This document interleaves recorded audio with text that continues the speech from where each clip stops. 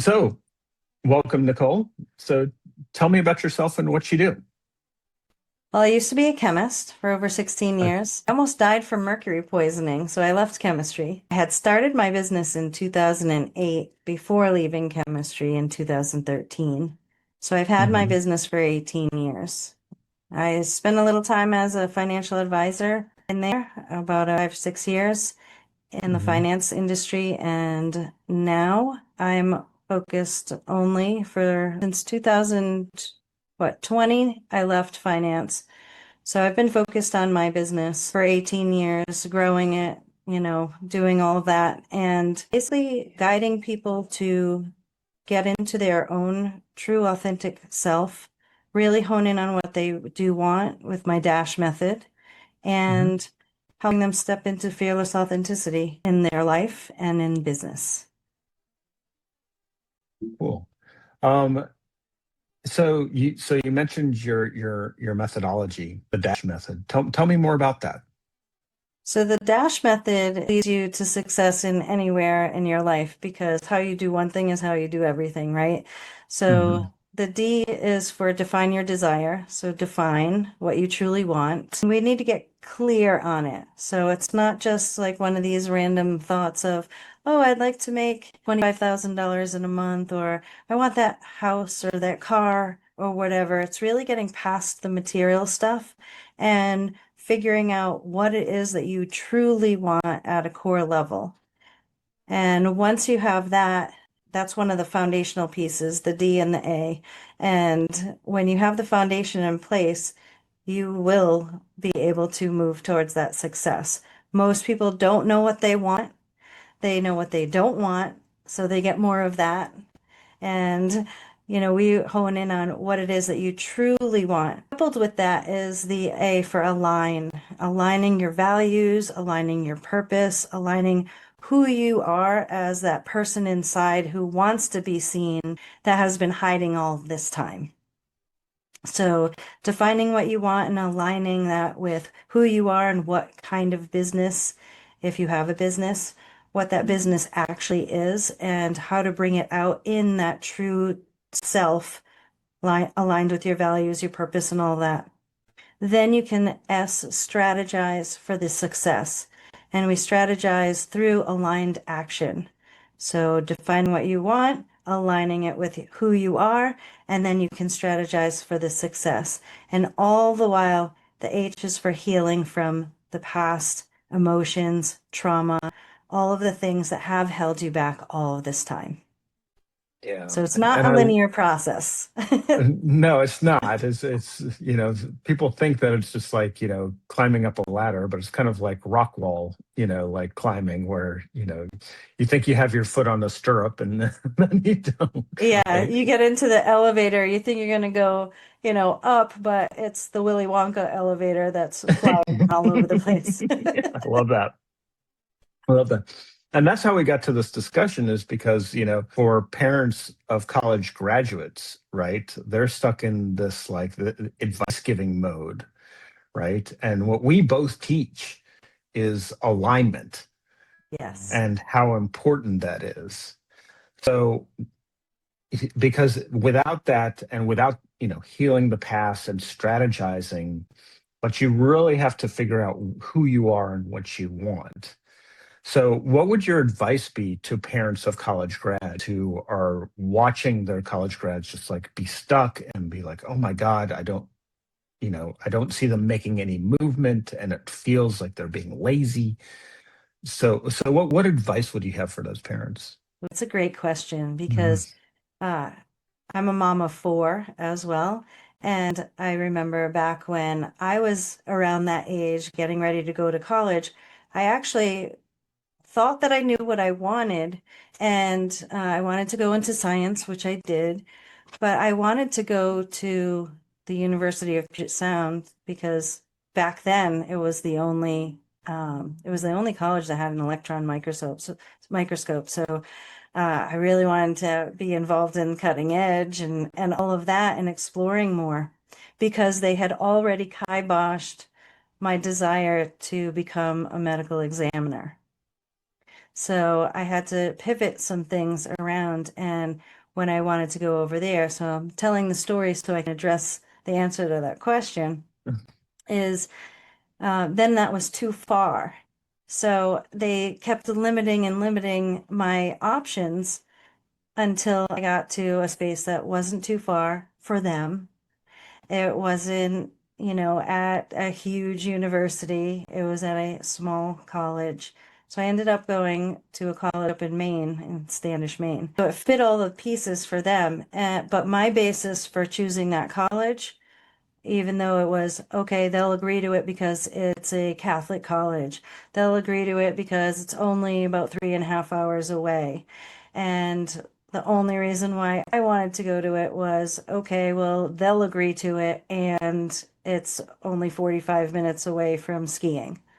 So that's how I based, my future.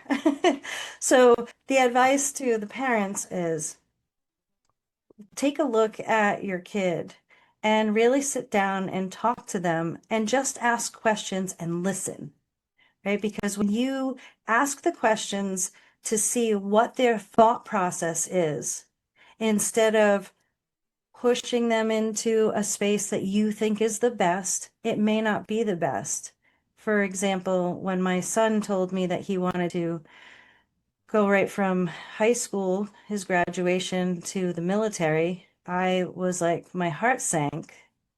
And I'm not, there are a lot of military people in my family. However, in my immediate family, we weren't a military family. So I knew nothing of all of that stuff. And when he told me that, it was just like the mom feels like, why would you want to ever do this? So I just remembered back when I was getting ready to go to school and I didn't feel supported. So I said to myself, okay, like get over your bad self, get through your own emotions, process that stuff on how you feel, because that's yours, right? That was mine. And I said, okay, I want to understand what what made you come to this. So I sat down with him and I listed out all of my questions so I could ask him the questions. And I found that he really thought this through. And when I heard him speak, he had this passion about it and he knew what he wanted. And so then it got me curious to ask more questions based off of what I wanted to learn. And I said, okay, I'll support you and I don't like it, but I'll support you, right? I've got mom feels and I don't like it in that sense, but I'm going to support you because this is what you want and this is your journey and this is what you get to decide for yourself. And, he's in special forces and he loves it. And it brought so much wonderful things into his life and I can't, if I would have steered him out of that, I could have steered him into a career that he would be miserable at, regardless of how much money he could make, right? So that's the advice is just really ask the questions to find out, did they think this through? Or if they're having trouble trying to figure out what to do, tap into what it is that and what direction and, the first year in college is all about the general curriculum. So if you can steer them in the direction to learn more and explore more of what they love and what they could do, probably get to an answer. And you might learn Yeah. a few things yourself. Right. I think for a lot of parents, they have problems pushing their feelings. They may have some trauma, right, left over, and they may be making assumptions and interpreting things wrong. Walk me through how you process that, because I think before, you have to put on your own oxygen mask before you put on your your kids. So Absolutely. how do parents like you had to do a lot of work to get to this point of like military. Oh my gosh, that sounds like a terrible idea, right? But how did you responded with such beautiful curiosity, which I love, and that's what I tell parents to do too. But how do you do that as a parent? Like process what you need to process. So I think there are several layers to that, right? And in those layers, number one is what is it that you're feeling emotionally? And can you understand why? So it's about the self first. Why are you feeling what you feel? Where does that come from? Maybe explore where it lands in your body. Is it a fear, right? Because, hey, military, there's a lot of chaos in this world. And this was right around, he had a COVID graduation, so it was all the cars and everything. And I think that it's when we can get out of our emotions, we have to process them first. So if you can explore what you're feeling and identify what are you feeling instead of, it might be sadness or whatever at first, but exploring what that really is, what fear are you fearing? Uh, what trauma are you reliving? What is that?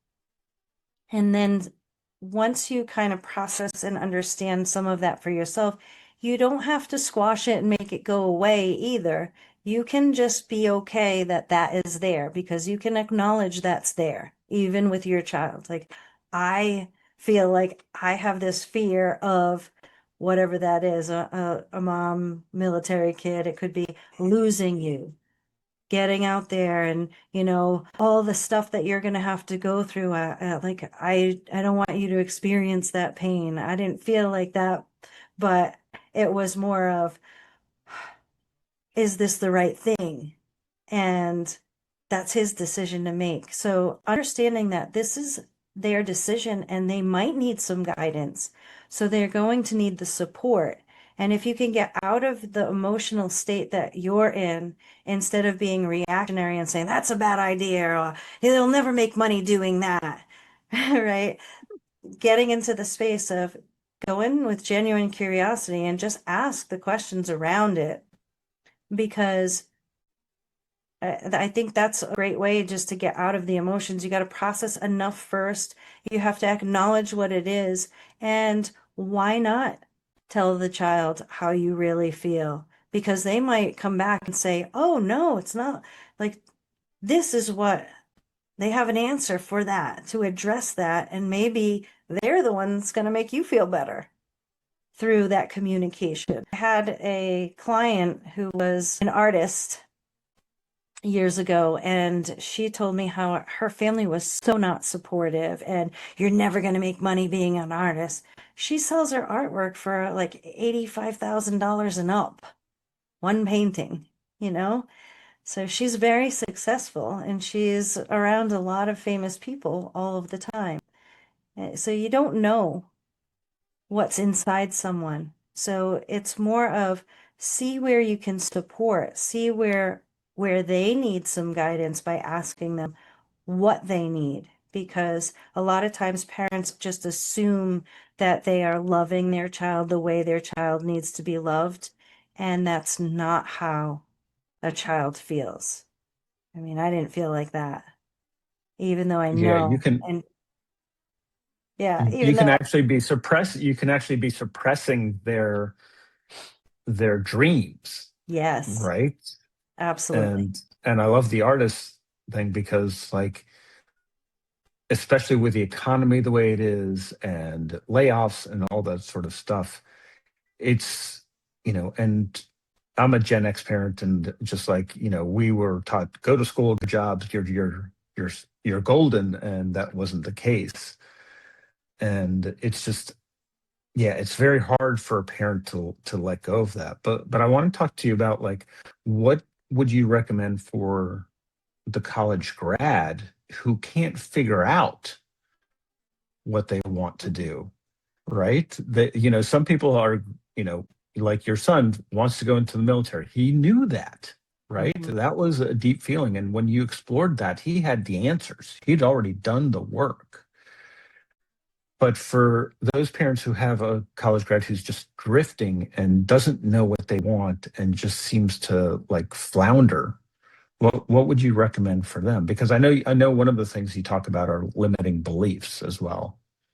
Yeah, so we Yeah. have a lot of different programs in us, and we propagate those programs down to our kids too, whether it's, ancestral or societal, and all the things that we should do, right? And we've got these things that come into us that say, I should do this and I should do that, or there are expectations from parent to child. And when those kids feel like that, and especially if the kid has grown up in a way where they're supposed to be a certain way because it's expected. So they may not have even known what their identity was because they had to be this person around these people, or they had to take care of certain things, or maybe there's even parentalism that has happened, right?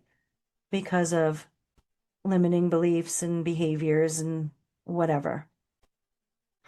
So the kid that's drifting, I would say, more often than not, has an identity issue, right? So we want to explore what is that identity. And even adults that I work with, they don't even know what their true identity is. So it's again tapping into the D and the A, right? The defining your desire, what it is that you want. And I don't mean the cars and all that stuff again. It's what is it that you want to feel in your life? Most people, it really ends up deducing down to inner peace, right? Safety, love, some form of love, acceptance, being part of something that they can make an impact with other people, maybe, and being empowered. Because the three fundamental things that we all need as humans to live a fulfilled life are to feel safe and secure, to be loved and accepted, respected, that those forms of true love in its entirety, and to be empowered. So if the child doesn't really know who they are, I would say if they can sit down and explore what are their values, what are the things that are most important to them, and start taking a look at that, coupled with what is what it is that they think that they want, and just keep digging and digging.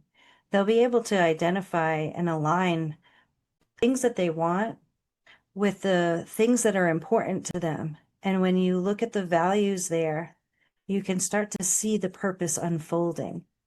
And then I'd say in like maybe a third column, take a look at not just the values, but the things that you love to do. What brings you joy? So if you want inner peace, joy, and happiness, what are the things that you do?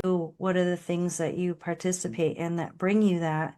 And then taking a look at the values. And when you start looking at the whole entire picture, something starts forming of, well, I could do this and I could do that and I could do this. Oh, wait, but it's like a brainstorming process. You got to dig in a little bit and go deeper. And why do you want that? Or why is that important to you? What does it give you? And when you keep going down and drilling down into that, you're going to get somewhere where it hits those spaces of safety and security, love and acceptance, and empowerment. And then it starts to spark that inner purpose. So it will come out. Yeah, but it's challenging because so many parents want it to come immediately. Like we put you through school, right?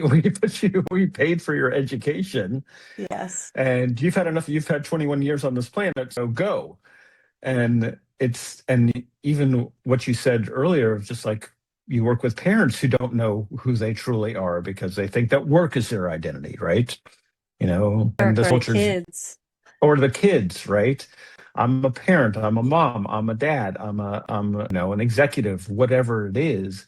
They base their whole identity on that. And so I think that for a lot of people, a lot of parents, this this launching of their college grad also brings up a lot of emotional issues for them because now they have to redefine who they are. It's not just the college grad trying to redefine who they are, but it's also the parents redefining who who they are.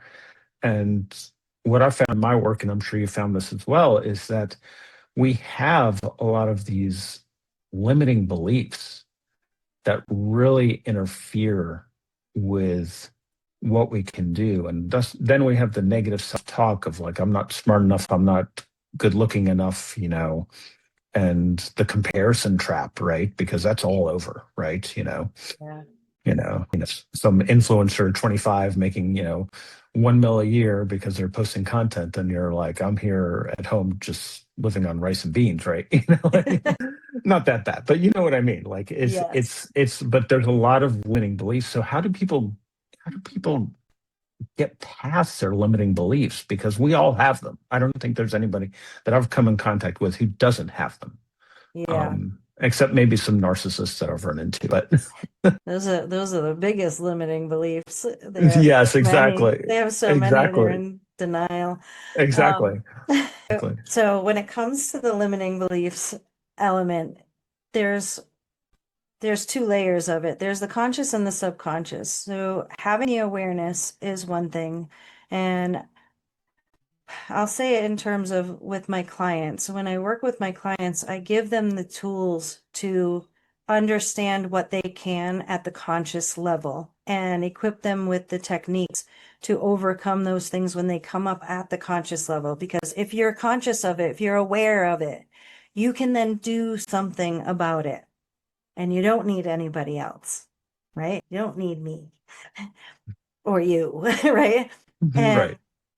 at the same time, there's the subconscious things of, you know, on the conscious level, you're aware that something is happening. You keep seeing the same pattern. You can dig in and you can get there. It's the things that you don't realize that you're doing because you feel a certain way, then you think a certain way, and then you behave a certain way. And you don't even realize you're doing it because you're just so used to doing it. It's subconscious. When somebody points it out, you're like, no way. No way is that true. Oh, they're exaggerating or whatever. It happened to me with my kids. I I got upset about something when they were really little and I like yelled about something and they're like, when you say that, you sound like grandma. And I was like, no, I don't. And then I was like, do I? I was like, oh my gosh, do I? So I had to like go take some time out for myself. And then I ended up coming back. And if you're doing something subconsciously, you need other people. So you don't always need a coach, but a coach helps because you can get there faster.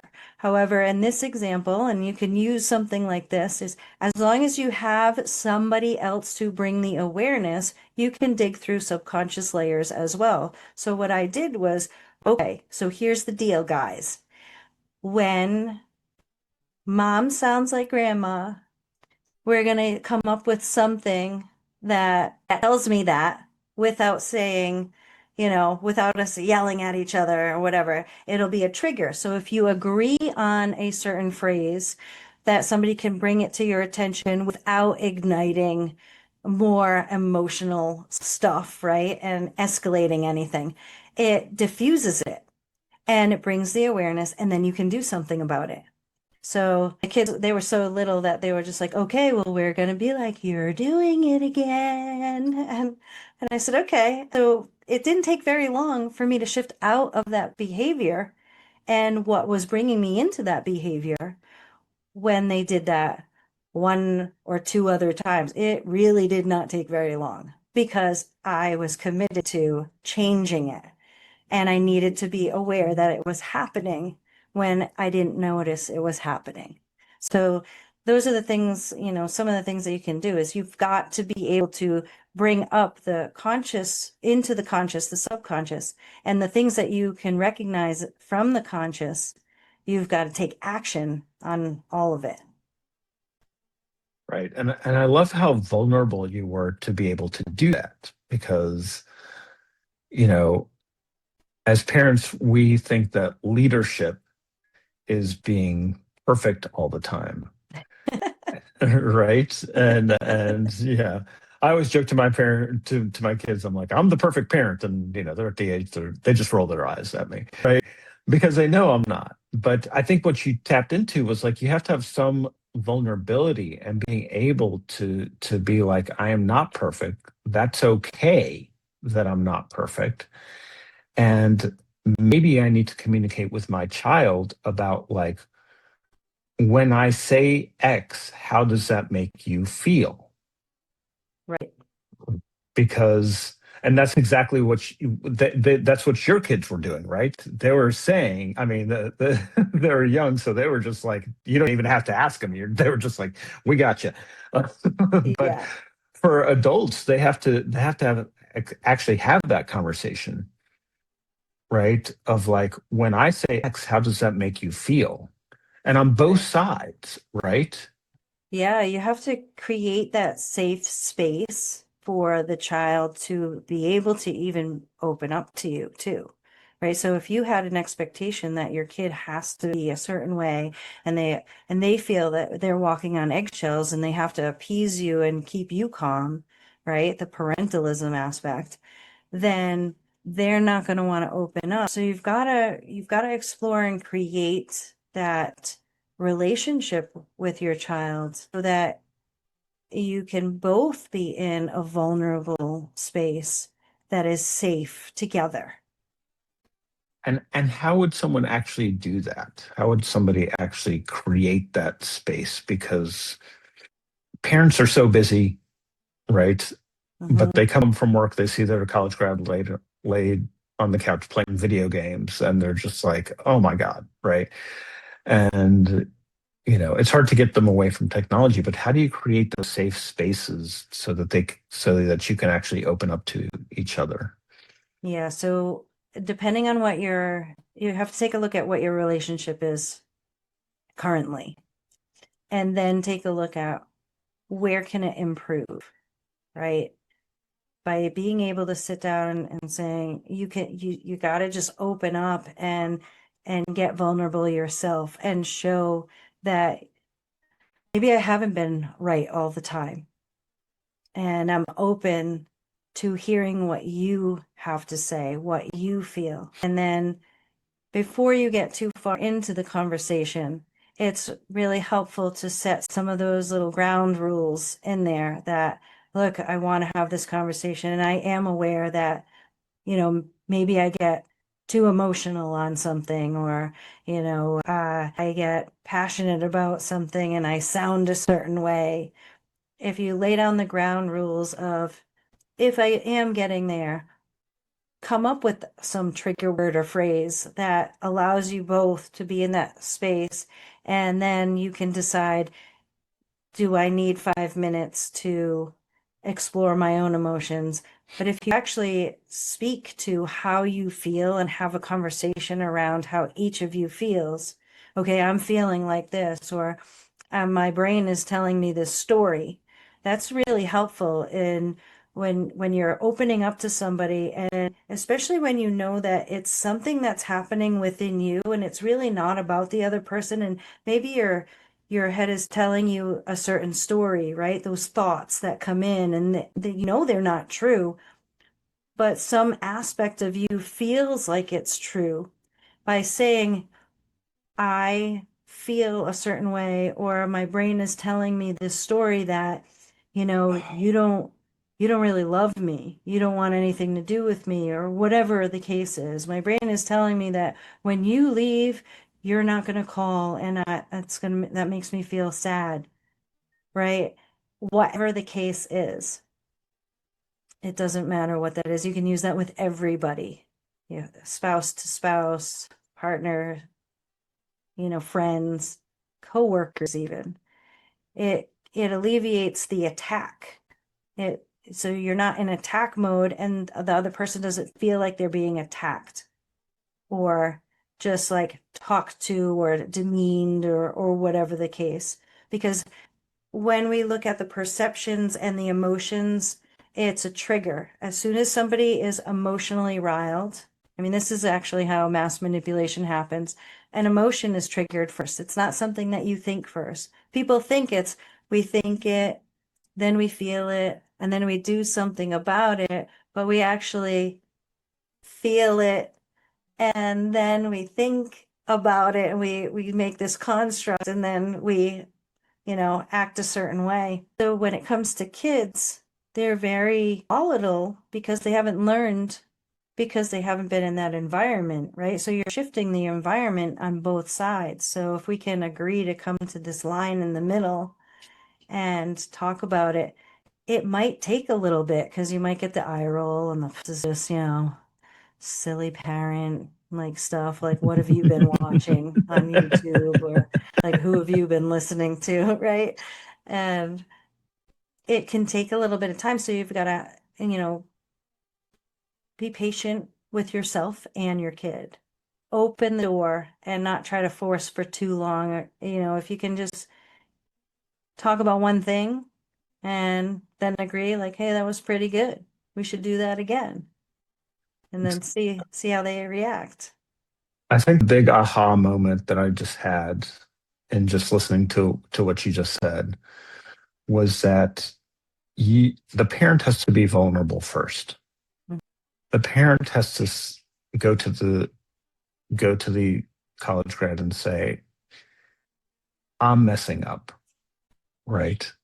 I'm doing something wrong. Here's how I feel, right? And it's not, it's not an attack, right? Right. On the college grad. It's more of like, I'm being vulnerable and I'm sharing with you how I feel, right?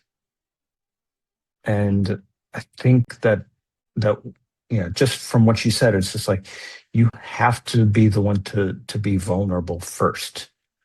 You can't ask them to be vulnerable right away, right? And I know a lot of parents who have college grads or even kids in college, and kids do not feel safe to talk to them. Right. They If don't they feel don't feel that safe, they're they're not not going to going be vulnerable. right. If they're not feeling safe, they're not going to be vulnerable. Right. And so the way you foster that safety is being vulnerable first, Hmm. right? Because you're taking all the risk. You're doing the work. And then they see you as an example Yes. and they see you as not perfect. And again, this phase of life is a development just for the college grad and the parent, because this is a whole new world that they're both stepping into at the same time. Yeah. There's emotions about, them leaving the nest or not leaving the nest, right? And what does that mean for me? And how does that impact me? And it's just, yeah, it's really, I just think there's a lot of truth to that of like how, how vulnerable you need to be. Yeah, it's true. When when we can step up and be in that vulnerable space, you're allowing your child to see a part of you that they might not have known to exist even.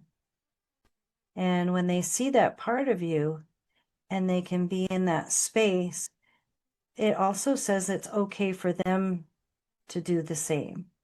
And if you can hold that space with your child, it really blossoms into something so beautiful when they finally realize they might be on guard a little bit and kind of maybe resist, or I don't want to talk about this right now.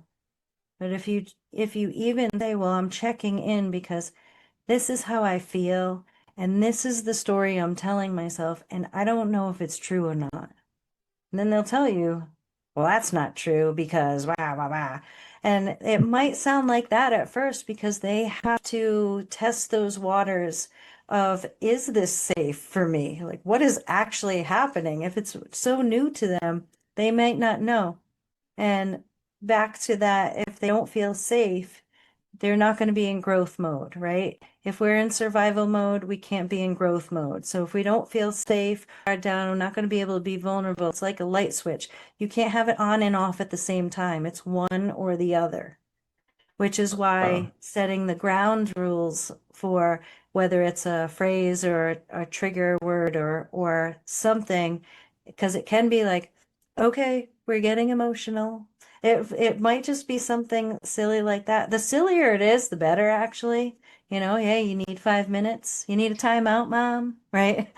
Whatever it is, just come up with something that it'll stop both of you in the tracks, right? Because it'll halt it, and it's maybe you do need 5 minutes to go and figure it out and come back and be like, "Whew, that was good. I needed that. I'm ready for the next part of this conversation." yeah, And you'd be surprised. one of the things I just want to highlight what you just said. If you're in survival mode, you can't be in growth mode. Mm-mm. I think that's a billboard right there for me. Right, that's another aha moment, right? But yes, I mean the challenge is that I have this I heard this phrase once is like family knows how to push your buttons because they installed them. Yes. Yes. They Right. have the detonator. They don't even need to get close enough to push them. Got a Right. detonator. Right. Exactly. Exactly. Yes. I'm picturing Wile E. Coyote like using the detonator. Right. The but Acme. but the Acme, yeah, exactly. But yeah, but I think that's the hardest part is like you're being vulnerable as a parent, and you know that they can press your buttons better than anyone, right? Just because Yes. family knows each other's buttons. But how do you not get triggered? Because that's the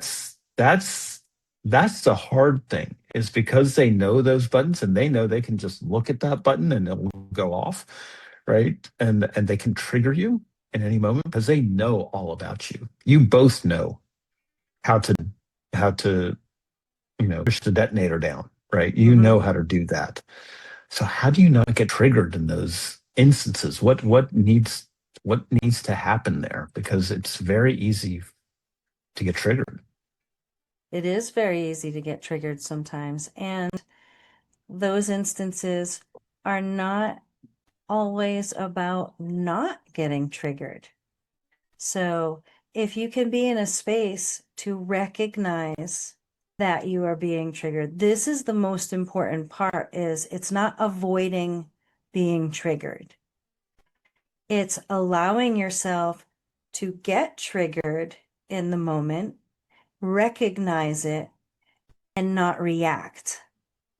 So when you do get triggered, that's where those ground rules are is like, if I hear something that I'm not going to like, I'm going to say whatever, or even just be like, oh, I'm feeling triggered right now.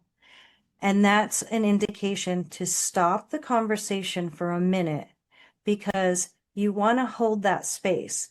If your child says, I feel triggered right now, it's about exploring it. Okay, well, what are you feeling? What am I feeling? Where is that coming from? It could easily become something like, I'm feeling triggered right now because now something in my childhood just got triggered with what you just said. So it has nothing to do with you. It's recognizing that these triggers have really not much to do with the actual situation that you're in right now. Most of the time, it is so far away from you and you've held on to it for so long. Now you're going to allow yourself to release the trigger. And sometimes it takes a little bit of talking through, like, wow, I'm triggered by this because, like, I felt really upset and angry that you just said that, Evan. What? Where does that come from? Where is it sitting in your body? Oh, I feel it in my stomach. Oh, I felt like that when I was a kid, when I was forced to do this, and my parents like made. Oh, now I have this realization, like, oh my God, I'm trying to force my kid, right?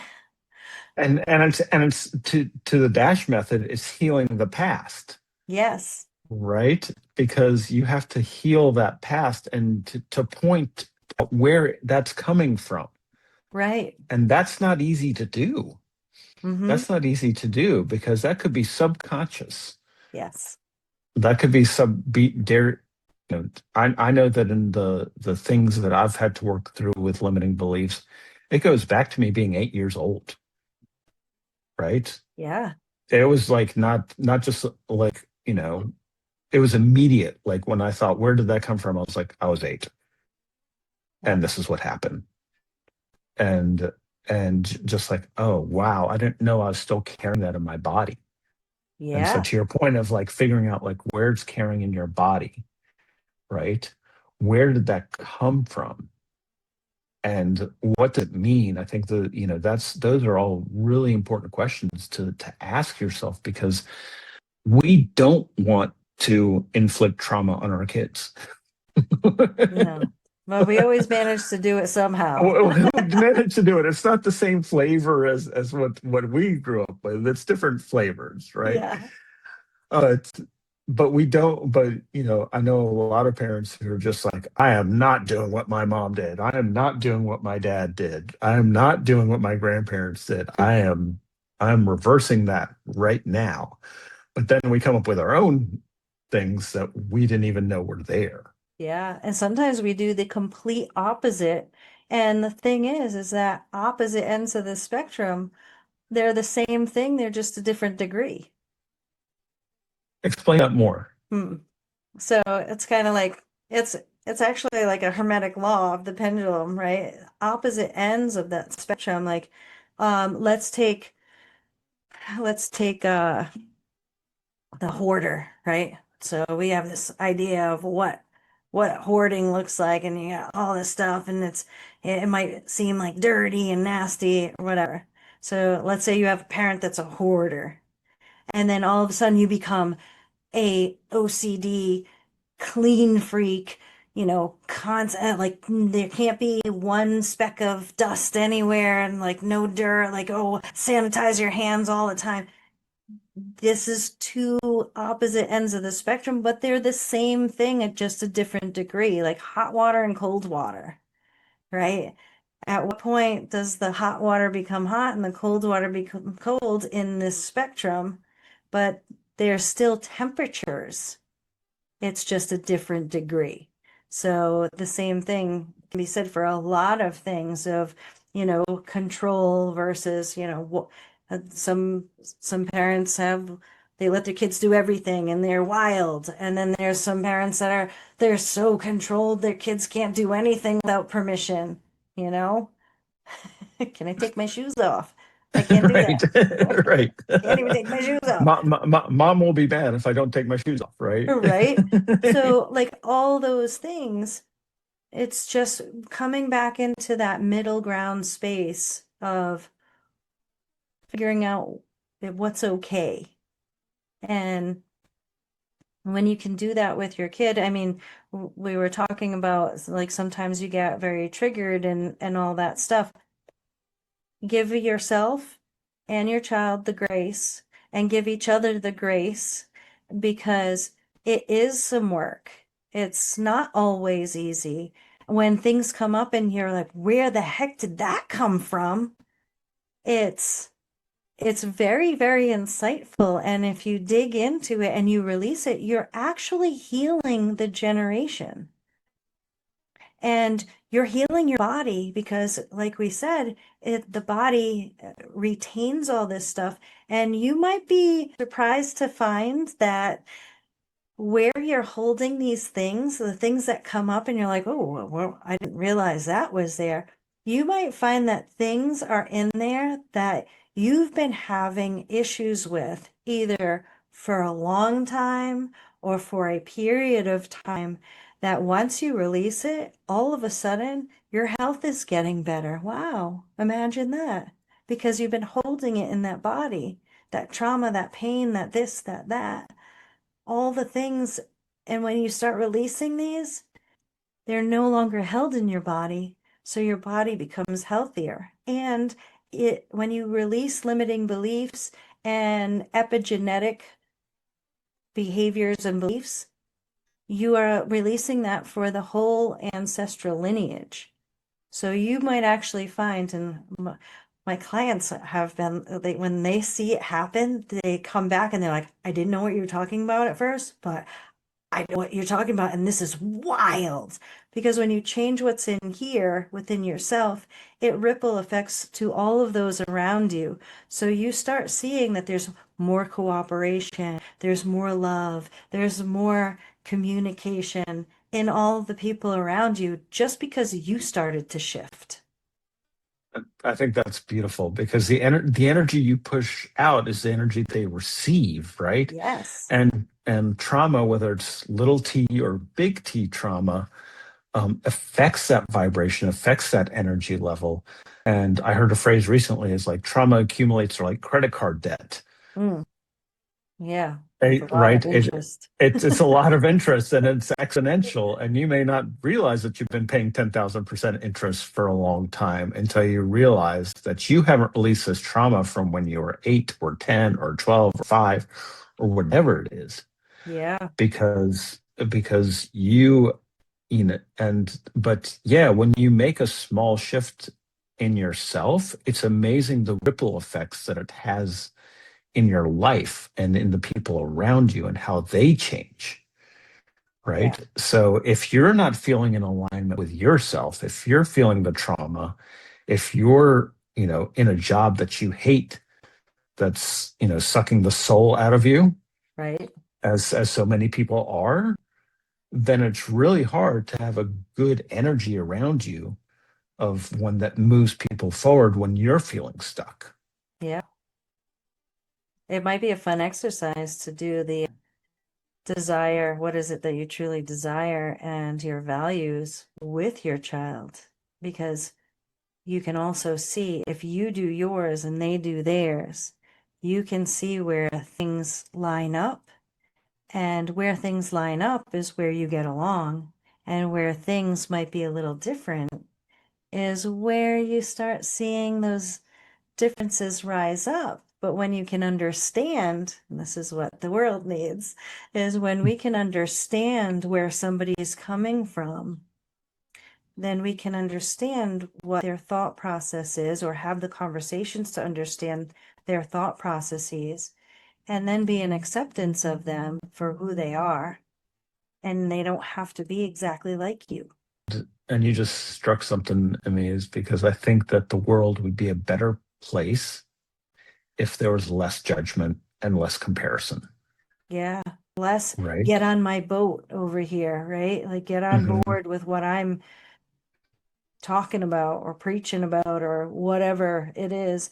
If we just understood where somebody is coming from. I mean, there's so many different kinds of people, all different walks of life, all different kinds of experiences, all different kinds of traumas. And if we just understood or just got curious of, oh, you think that? I don't think that at all.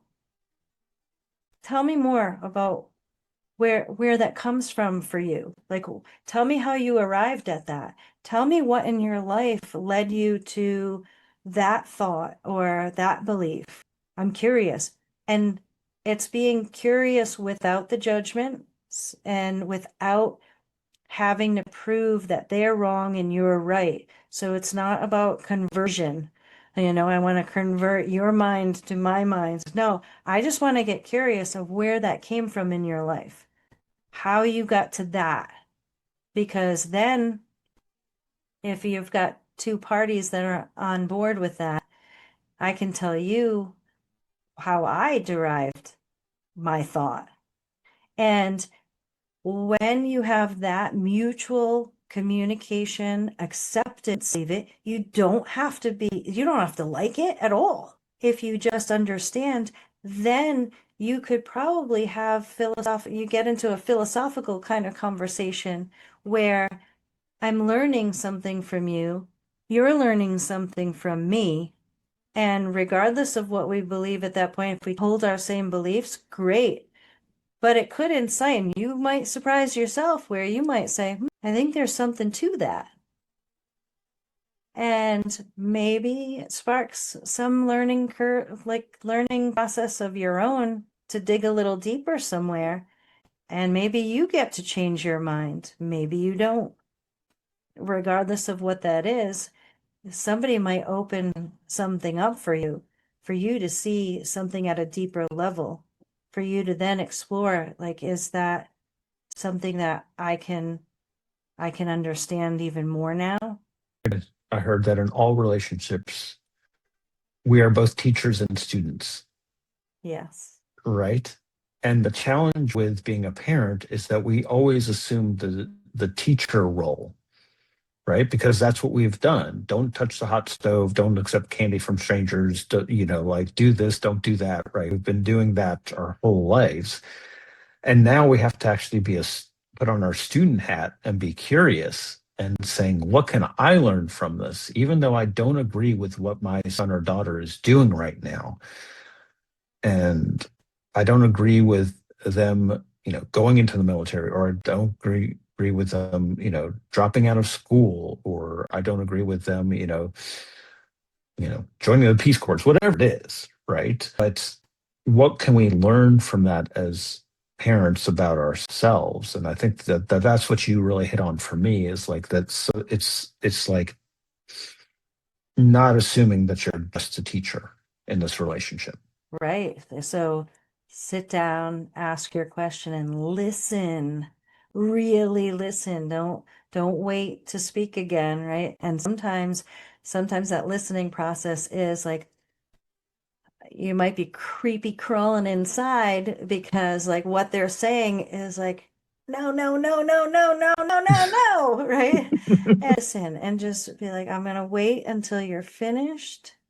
And then if you want to take it a step further, say, is there anything else? Because sometimes when you say, is there anything else, it allows that person to have that couple seconds to add instead of having to hear what's coming next from you, right? It gives them that space to say, yeah, that is. Or most of the time people say, actually, that this other thing too. And getting into that space of allowing somebody to finish their thought. So you might need to take notes. If you have something, they say something and you want to address it, take a quick note, but don't distract yourself either, right? But listening is going to be key. And when we can do that, it's it's really beautiful what can happen. And if you can stop yourself, if you're getting like too creepy crawly, hold on 1 second, wait 1 second, because I'm getting I don't really like what I'm hearing, so I just need to like calm down so I can hear the rest of what you're saying because I want to hear it. It's just making me creepy crawl, but I'm gonna wait until you're done. I'm triggered. I'm triggered. I'm I'm like, triggered, right? Yes. I'm triggered. Like, I'm at DEFCON 5. I got to stop. And it's really hard to do that because even in adult conversations we don't do that because somebody says something and we just oh yeah, I had that experience too, and you make it about yourself. What yes. you're talking about is like not being in the box, not getting in, not doing that, right? You're not getting into the box with them, but you're also, you're just holding space for them and letting them talk and getting it out of their system, right? Because, another phrase that I firmly believe is when people feel seen and heard, they grow, right? If they're in survival mode, they're not feeling seen and heard by any stretch of the imagination whatsoever, Mm-mm. right? They're not. But if you want somebody to grow, you make them feel seen and heard. And the way you do that, to your point, is by listening and not talking and not interjecting and not giving them advice and not telling them what to do, which again is kind of contrary to our teacher modality that we've been accustomed to for all this time. So it's a really big transition for the parents to like make that shift to just listening. Absolutely. And I was actually admiring that with our conversation before we even got into that. It was like this fleeting thought that was like, this is really nice because we're each having our time to talk and communicate, and this is a conversation. It's not, oh, wait, yeah, and oh yeah, all this stuff. It's a back and a forth, and just do that. Go back and forth. And if you feel that you need to like say something right away, sometimes just count 5 seconds and let them keep going, because you're going to have your chance. Create that space and create those little trigger words of, hold on a minute. I need a moment. Sometimes you might have to like, get the paper bag. But But it's when that they, that's pregnant pause, right? yes, Is very hard for us to do in any conversation because we always feel like we have to fill in space or something like that. And this is like contrary to that. Like you have to breathe into your paper bag and just like not talk. yeah, it was so funny because I was actually practicing that to an increased degree. So I was trying to make myself aware of that in everyday life, right? Because sometimes when we're busy and we're doing a bunch of things, or we're around a lot of people, sometimes we tend to talk a little bit faster, or we're trying to get something done, so we're a little bit more distracted than having this type of conversation where it's clear, it's focused, we've got the time set aside and all of that. When it's more hustle and bustle, there's more stuff going on. And so I was practicing doing that even more so than I've ever done. And it was hilarious because I was working at an event, and I had a person that I was working alongside of, and she starts telling me some stuff, and she's going into detail, and I was just waiting, waiting for to hear everything and listening and doing all that. And then when she stopped talking, I was like counting, trying to get to 5 seconds. And then, so she then kept talking. And then when she stopped, I'd start my 5 seconds all over again. And then at one point she goes, "Are you going to say anything?" And I said, "Would you like me to say something? Like, she's like, "Well, I'm talking to you. I'm looking for advice and I want you to say something." I said, "Okay, well, I was actually practicing like not giving advice." So, not jumping in and just waiting to be asked, because a lot of people come to me, I think they want me to say it. So I was actually just waiting for the asks, right? And she was like, "Are you gonna say anything?" Like, "That's, yes, this is what I want. I just came up to you and started talking to you. I guess I want you to talk to me." It's like, I love it because we don't know people's motivations, right? Like yeah. when I'm talking to my spouse and she comes home from work, she's like talking about all this stuff, but I've learned that she just wants to be heard. She does not want to be helped, Hmm. right? I heard this phrase, people want to be helped, heard, or hugged, right? And hug can be a physical or it can be an emotional support. But, I think that, something parents can do is they can ask their college grad, do you want to be helped, heard, or hugged right now? Hmm. And you can do that with anyone though, because and what I love what you were doing because she wasn't telling you what to do, but then she finally told you, I want advice, Right. right? I want you to tell me what to do, right? But you didn't assume that. And I love that because you assumed that she just wanted to be heard. Hmm. And it was very easy because I said, "Well, how about if I ask you a couple of questions? Can I ask you a couple of questions?" And she was like, "Yeah, sure." And I asked the right questions, and she answered her own advice. I asked the questions that tapped into what it was that she knew in here. And that's what we want to do with our kids, is get them into that space where they're empowered by understanding what they do have within them to make great decisions, to figure it out, instead of waiting for somebody to tell them what to do, because maybe that's what they've always felt like they experienced, whether they did or not, right? Because there's a lot of perceptions when you're growing up and things are taken certain ways, and we think we hear one thing, but we hear a different thing, or what is said is interpreted as something completely different.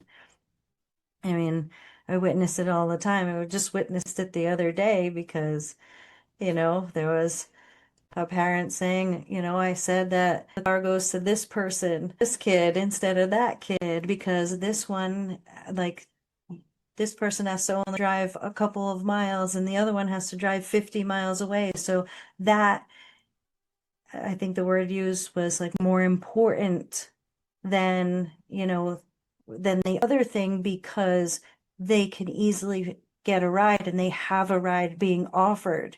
So it was kid didn't hear that. It was, oh, this kid's thing is more important than mine, right? We hear different things when we're children, when a parent is saying one thing based on our interpretation, the emotional charge that's there, and then the reactionary thought and behavior that happens after. So when we can recognize that as parents too, and sit in that space of, I understand that there are going to be things that are going to be taken out of context, out of perception. If we can check that, that's going to be key, is saying, no, that's not what I meant. That is maybe not what I even said. I understand where your interpretation came from and whatever happens after that, right? Whatever you Right. feel is necessary for discussion. And that happens on both sides, right? Oh, yeah. We interpreted our college grads' behavior of being lazy, Mm-hmm. right? Sitting on the sofa and playing video games. That's the way our interpretation goes, right? But what's a more generous interpretation of that, They're right? bored. They don't know It's what to do. exactly. So, I mean, I think a lot of people go to the lowest Mm-hmm. form of interpretation. Oh, they're lazy. They just don't have any motivation. They're something's wrong with them, right? As opposed to assuming the best case. Like I've gotten to this point just randomly in my life. I'll tell you, like when somebody doesn't call me back, I assume busyness, not malice, right? I assume that they're busy. I don't think that it's an affront on Evan, right? So I choose a more generous interpretation of Yes. that. And it's easy. It took me a long time to do that, right? It's easier said than done. But I think that when we're interpreting things, like we can ask, like, what is the best interpretation of what's going on here? And that makes all the difference because our interpretations can be wrong just as much as theirs. Yeah. And even that laziness, lack of motivation, bored, don't know what to do, where does that come from? They don't know what their purpose is. They're not motivated because they don't feel like they have a purpose. Why? Because they don't know what they want and they don't know, they're not tapped into the alignment. So understanding, digging in a little bit, when we uncover that and start the spark, they get motivated, they have a focus, they have clarity. And this is for adults and children because, I dealing with all of this with throughout my whole life and clients, right? Because we learn from our own experiences and we can evolve and then help people that are doing the same thing that we used to do. And when you can tap into that, it's like all of a sudden when you are taking aligned action, it's exciting. It's not boring. It's exciting. You want to. You're going to see more energy. You're going to be in a better mood. When you don't know what to do, you're just like, okay, dopamine hits. Let's go. Right? Yeah, when you're in survival mode, you're not going to grow. So if they're feeling that survival mode, they're getting dopamine hits just to make them feel better, Yeah. and that's a big part of it. And I think that I think a lot of the things that you teach are so important. About the alignment, about the design, about the healing of the past, because that is what people really need in this world. what you're doing and the work that you're doing with your clients is really what they need, because it would I kind of wish everyone would go through your program, just because it would solve so much in the world, right? It would solve like the temper tantrums, the acting out. If people knew where their traumas were coming from, right, and actually had the space or understood their interpretations and what's going on with them, or actually take the time to write out what they would ideally want in their lives and what values they have. I think that, and it sounds, and from your past, it sounds like you've done this a few times, with, being a chemist, getting mercury poisoning, like a lot of things in your past, you've had to do this work as well. Absolutely. And like I said, it's not linear. So that non-linear approach is, you strip off a few layers, you release some stuff, you heal a little bit, you dive in, and when you keep uncovering, it gets clearer and clearer and clearer. So just keep going, and you got to start somewhere to move that needle. Yeah, I think that's so important, because just taking one small step is actually the biggest step, It is. It can be right? scary as heck too sometimes, right? It can be Because we like, have all I'm these jumping off a fears, cliff, right? like I'm being vulnerable, And you don't right, realize with the my cliff is kids. 2 inches high. Right. Right. It's not the Bugs Bunny Roadrunner cliff where they're falling for 5 minutes. But yeah, it's you think the cliff is that big, but it's really like, but showing, but I mean, I just love what you said about like being vulnerable with your kids and showing that you're not perfect and you don't have all the answers, and you don't, and yeah, and they've grown up with your advice. They probably know what your advice is. You probably don't really need to tell them Yeah. because but I know so many kids who can't tell their parents, I want to drop out of college, or I want to pursue this career, or I want to pursue that career. And yeah, just making them feel safety is so important. And the way you do that is by being vulnerable. And that's what you taught me here today, is like that's the best thing that a parent can do, is start being vulnerable to create that safety. Yes. And so that's really the aha moment, one of the many aha moments I've had over our time together, is just thinking about that, is like vulnerability is a superpower in a way. It is. It really, really is. When you can just be in that space and allow other people to feel their feelings without, interrogating them or condemning them, or if somebody's crying, so many times I hear, but stop crying or don't cry. Even adult to adult, it's like, cry. When somebody is like, oh, I feel like I'm gonna cry, I'm like, great, I'm celebrating that. Get it out, release it. It's a release. It's part of the process of releasing. So go ahead, cry. You're Right. safe. You're safe to cry. It's okay to cry. It's not the Yeah. 80s anymore. It's also like when people say calm down, Oh, right? yeah. Just calm down. Calm down. Yeah, to somebody who's flipping out, just calm down. When has that ever worked? I would like to say one moment in history where people are like, oh, okay, yeah, that's what I should do. That never works. No, Right? it does not work. Right. I've If never anything, seen I it. think people say it just to rile people up more. So Right. if you actually mean it, like calm down, it's like I tell people to like, okay, well, there's different things with different situations. Me personally, if I'm around people that I know, I'll just be like, okay, let's take a breath, right? Let's take a breath here. If somebody's getting all worked up, or do you need a hug? Like, do you want a hug? Sometimes I say, do you need a hug? And then if they say no, sometimes I'll then ask, do you want a hug? And they say yes. They said I no the love first that. time, and yes the second time. And then if it's no, it's like, okay, what would you like? What do you need? Right? What can I do? Is there anything I can do? Should I walk away? right? And you don't have to throw all those things out at once, but it's more of a helping that person discover, what do I need?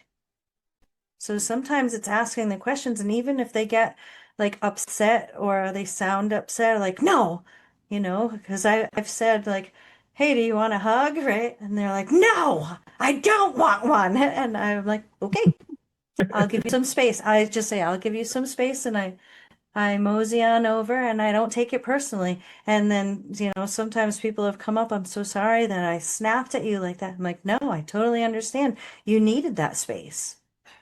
I was just asking because I don't know how I can help. So clearly you just needed the space, and it's okay. I honor that. I respect that. And I didn't take it personally. And they're like, oh, thank Right. goodness, but just holding that, understanding that what's yours is yours, what's theirs is theirs, and just being okay with whatever that looks like, even if they're snippy snappy at you, it's okay. Like, you do the same thing. I do it too sometimes. And I definitely It's don't do it human as often. nature. It's human nature to do that, right? It's Yeah, human nature to have, not perfect moments, hell yeah. and and going back and putting your tail between your legs and like, yeah, I'm so sorry I did that, or I didn't mean that. I just, I'm having a bad day, or I didn't get enough sleep, or Yeah. but it's really about, I like what you said, is like not taking it personally, Hmm. which is one of the hardest things. And we get better at that as we age. But for a 25-year-old, everything feels personal and everything feels like an attack, right? Because I remember, or at least that's the way I felt at, 22, 25. Like I felt like the end of the world. Like, I felt like if I had a disagreement with somebody, that was just the end of the relationship, right? And Yeah. so we have to remember how we felt at that age and how everything felt big and heavy that Yeah. we can just brush off now in a later age, right? Just like, that's a you problem. That's not a me problem, right? But even But like some with, sorry to interrupt. no, no, go Um, ahead, go ahead. even if like, look at how you feel on a day-to-day basis with like job pressures, with this pressure or that pressure. Now, as adults, our hormones have leveled off. So they've got all those hormones like going, coursing through, and all this energy and all these things. And whether it's going into college, just coming out of college, trying to figure out what to do, there's all this overwhelming energy behind like making all these decisions or expectations or perceived expectations, even, or just like worrying about, did I make the right decision? Did I do something that was actually in alignment with who I am versus what mom and dad wanted me to do? There's just so much, and it's so compounded these days with all the energies that's happening in the world. And so if we can just stay in the space of, I recognize that there's a lot going on everywhere. And, it's not to put yourself down on the ground and get walked all over for it. However, exploring, what does it actually look like to be compassionate and with boundaries? Right. And also, like, you know to let them have the freedom to make the mistake, Yes. right? To let them not be perfect, because It's a tough one. school, yeah, it's a tough one, because school taught us to be perfect, Hmm. right? And now we have to kind of like, now they have like, they don't have like, you know 10 colleges to choose from. They may have graduated, so, but they have 10,000 options, and that feels overwhelming. And they can't, and they're so worried about making that wrong decision and making that mistake, and am I going to regret it? Am I going to disappoint my parent Yeah. by making this decision? And sometimes the hardest thing as parents is we have to let them make a mistake. That can be one of the best things that you let them do, because how do we learn and grow and do things that becomes in alignment with, is you try something, I don't really like that. You try it a different way. I like that. Or I don't like any of it entirely. I'm gonna run over this way instead. Right? It's even just little things like if you own a business, trying out a piece of technology, it can be excruciatingly painful. It might be a big mistake. It might be the best thing that you ever do and streamlines everything. So you don't know until you try it for you. And what worked in somebody else's business wonderfully could wreak a lot of havoc in yours. So it's kind of along that line of what's right for you isn't always right for everyone else. So it's not the same with you should do this and you should do that. And why do you want to, you could be bad at art. Maybe your paintings don't come out too great. It might look like, throw up on a canvas, which, hey, somebody might want to buy that out there. However, when you have this beautiful thing that has all of the elements and all this stuff, and it's selling for $100,000, you know, if you said to that person, you shouldn't do that, you'll never make money doing that, and they actually believed it, they would never try it or never like push for it. You never know what can happen. So just remember Yeah. that. You never Yeah. know. Exactly. Exactly. And they could regret it or be proud of it. Hmm. And either way, it's okay, Yeah. right? Because like your son went into the military, you know, and you thought he was going to regret it, and you thought that you were going to regret it, right? But Initial reaction, yeah. initial Yeah. reaction, yeah, It was yeah, selfish, it actually. was, yeah, but that's okay but you recognize that about yourself, how selfish it was, and you asked the right questions, Hmm. and you got curious about how he came to this decision. And I think that's the key is that, as we said before, you have to get curious. You have to just not be like, oh, being an artist is a terrible idea. Being a YouTuber is a terrible idea. Like all of that you have to, regulate yourself, as you said. Right. To do the pregnant pause, count to 5, count to 11, count to 20. Whatever it takes. And when he said that when we had the conversation, it was what I explained of opening up and understanding. And my mind did get changed. I was like, okay, this is your decision. And, there's a part of me that doesn't really love it, but I'm going to support you because it's your decision. This is your life. And as he went through and he talked to me about these experiences and doing the things and how much he loves this, that, and the other thing, and where he was going off to and where he's experiencing. I I have people that come up to me and be like, "Oh, that must be so scary for you," and I'm like, "Actually, no, I have no fear. He's going to be fine. He loves what he's doing." And that was my role in just making sure he was choosing something that he really wanted to do. That became my concern. And when I listened to him and had that conversation and understood where he was coming from, it changed how I looked at the whole situation. And I could now be proud mom instead of scared, worried and all this Right. stuff. When he got deployed, people are like, "Oh my God, he must be so scared right now." I'm like, "No, I'm fine. He's gonna be fine. Mhm. Whatever he does, this is his life. This is his decision. This is his choice. So Right. he's gonna be fine."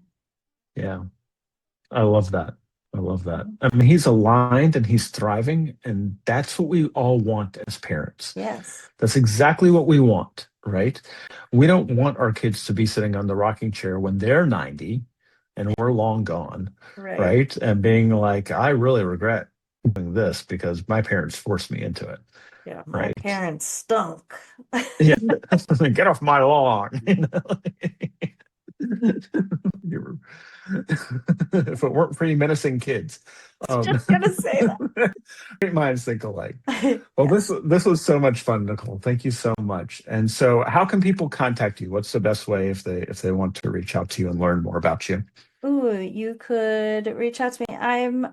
If you just search Nicole Majik, Majik, on any of the platforms, you'll find me because it's a unique last name. And yes, it's my last name, so you'll find me. Otherwise, go to majikllc.com, MAJIKLLC.com, and you can reach out to me there. There's a form if you want to send me an email. Same thing, majik@majikllc.com, or the form on my website. Awesome. And Majik is Majik. J-I-K. J J okay, not so. Yeah, even when you go to type it, people like switch their gears. So well, thank you so much, Nicole, for spending this time with me. I really appreciate it, and you've done a great service and for all of the people listening, and I thank you so much for that. Thank you, Evan, for having me. And you are doing an incredible job with what you're doing too. We do a lot of the same things, different Exactly. approach, but all the Right. same result. But we're in alignment. We're in alignment. Yes, we are. Okay. All right. Thank you so Thank you. much. Bye. Okay. Bye. Bye. And scene. That was fun. And wipe the scene. And scene. Right, right. I need one of those clappers. Yeah. Right here. Yeah, that's not in the budget right now, but I'll get one. No, I'm kidding. So, well, this was fun. This was fun. Thank you so much. I really appreciate your Thank time. you. Yeah, yeah. Now get out there in the sun and in some vitamin D today, right? Yeah, yeah. I have to, we're overlooking the pool, so it's really nice. You can sit out on the deck and just like be at the pool without being at the pool. So, yeah, that's nice too. Yeah. Yeah. So thank you so much, Nicole. You too, Evan. I'm gonna connect you with. Just make sure at some point once you connect with me on LinkedIn, I'll send a message on LinkedIn. Did you? Okay. Yeah, I accepted it. So. All right, perfect. Okay. I'm gonna send that Thanks message then. thanks for everything. You too. Bye. Bye.